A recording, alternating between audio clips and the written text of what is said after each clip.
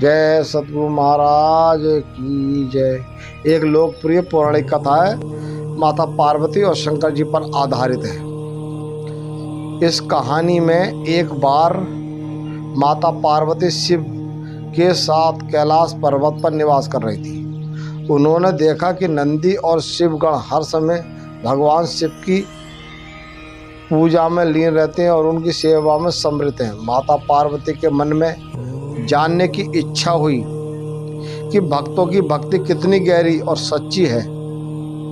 उन्होंने भगवान शिव से बात की और उन्होंने सुझाव दिया कि क्यों ना भक्तों की परीक्षा ली जाए।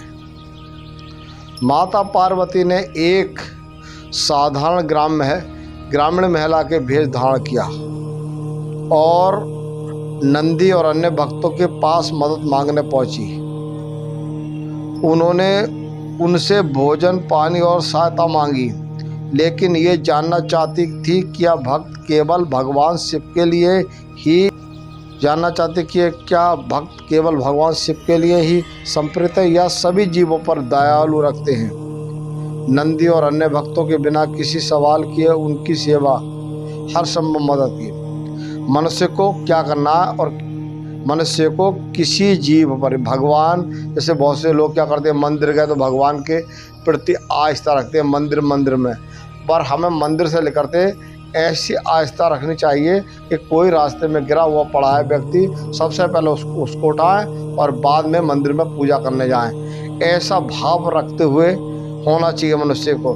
ये नहीं है कि भगवान के मंदिर में गए तो भगवान को तो केला चढ़ाए, खूब फल फूल चढ़ाए और बाहर लेकर के आए तो कोई व्यक्ति गिर जाए, चलते हुए ठोकर लग गई और उसको हमने न उठाया, तो हमारे अंदर ऐसी दया नहीं है।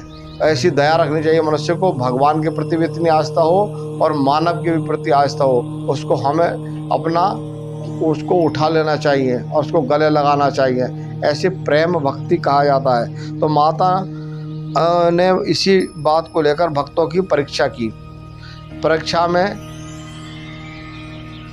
इस परीक्षा के बाद माता पार्वती ने अपने वास्तविक रूप प्रकट किया और भक्तों को आशीर्वाद दिया।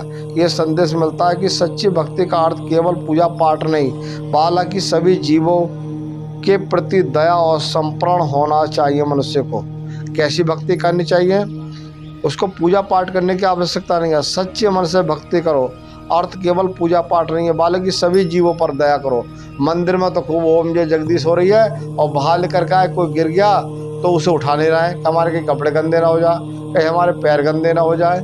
तो भक्ति का मतलब है निस्वार्थ भक्ति, भगवान के प्रति भी आस्था हो और मानव के प्रति भी, सभी जीवों के प्रति आस्था होनी चाहिए।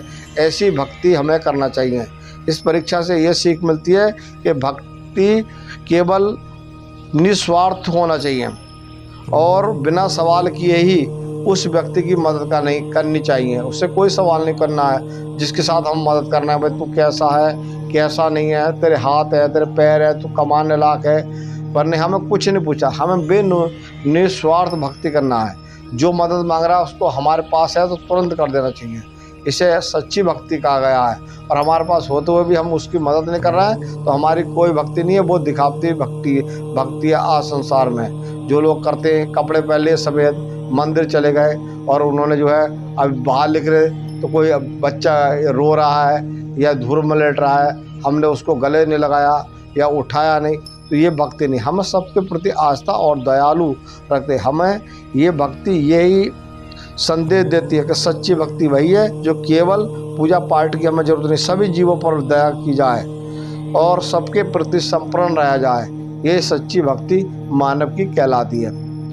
हम इसी बात को सभी तक पहुंचाने की कृपा करते हैं कि सब मानव सच्चे मन और हृदय से भक्ति करें, सबके प्रति प्रेम रखें, सबके प्रति आस्था रखें और गिरे हुए को ऊपर उठाएं और हर संभव गिरे हुए की मदद की जाए। यही मानव की भक्ति है।